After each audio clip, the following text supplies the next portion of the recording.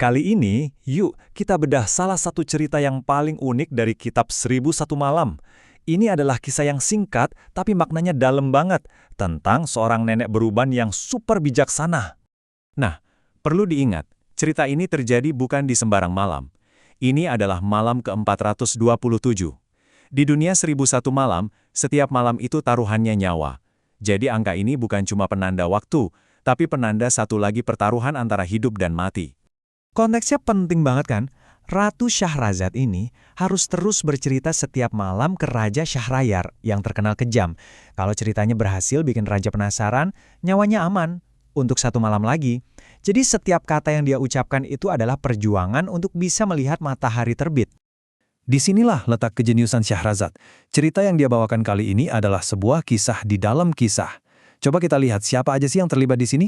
Jadi, pemain utamanya jelas ya. Ada Ratu Syahrazad, si pencerita yang cerdas, lalu ada Raja Syahrayar, pendengar yang nasib sang ratu ada di tangannya. Dan tujuannya, wah, ini yang paling mendasar, bertahan hidup. Oke, panggungnya udah siap, sekarang kita masuk ke dalam cerita yang dia sampaikan. Syahrazad memulai ceritanya dengan ngenalin kita ke seorang pria bernama Abu Suwaid. Dari sinilah perjalanan kita menuju inti pesan dari kisah ini dimulai. Coba bayangin deh suasananya.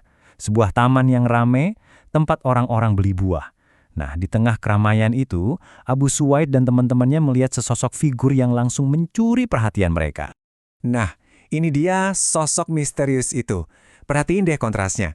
Wajah si nenek ini katanya masih kelihatan muda dan berseri-seri, tapi rambutnya putih semua kayak salju.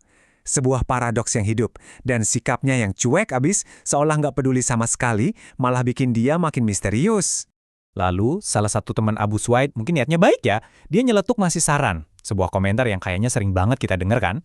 Coba sembunyiin tanda-tanda penuaan biar kelihatan lebih muda. Ini cerminan dari pandangan masyarakat pada umumnya. Nah, pertanyaan ini jadi inti dari seluruh cerita. Kenapa dia memilih untuk membiarkan ubahnya terlihat gitu aja? Kenapa dia nggak ngikutin standar kecantikan yang umum pada zamannya dan jujur aja zaman kita juga? Jawabannya bakal kita dengar sebentar lagi. Dan inilah momen puncaknya. Setelah diamati dan dikomentari, si nenek akhirnya merespons. Tapi responsnya ini bukan jawaban biasa. Perhatiin deh gerak-geriknya. Dia nggak langsung ngomong. Dia mengangkat wajahnya, menatap dengan tajam. Ini seolah-olah ngasih tanda kalau kata-katanya bakal penuh bobot. Dan dia memilih untuk menjawab lewat syair. Sebuah jawaban yang jauh lebih dalam dari sekedar obrolan biasa. Baris pertamanya aja udah nusuk banget. Dia bukannya nolak ide menyemir loh, justru dia bilang, "Oh, aku udah nyemir rambutku kok." Tapi, semir yang dia pakai beda, semir yang cocok dengan zamanku katanya. Ini adalah bentuk penerimaan total terhadap usianya, terhadap fase kehidupannya saat ini.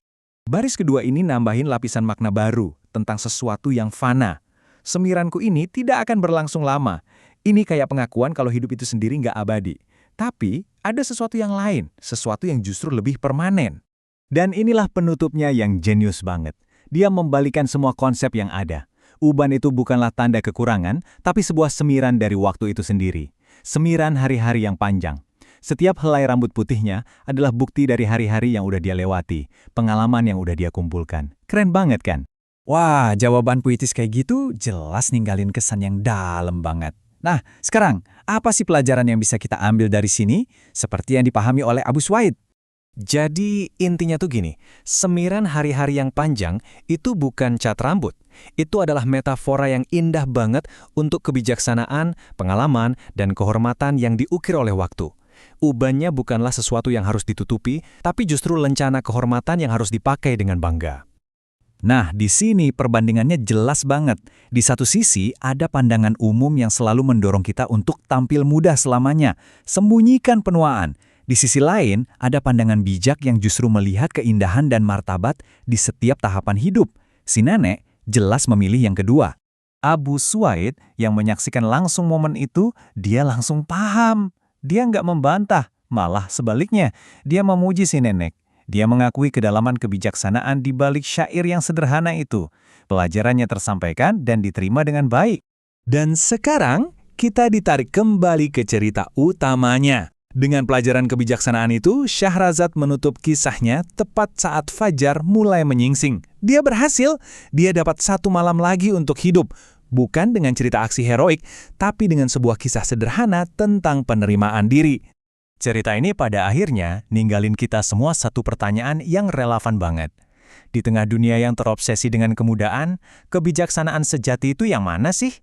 Apakah terus-menerus berjuang melawan waktu, atau justru belajar untuk menerima semiran hari-hari yang panjang itu dengan rasa syukur dan hormat? Sebuah pertanyaan untuk kita renungkan bareng-bareng.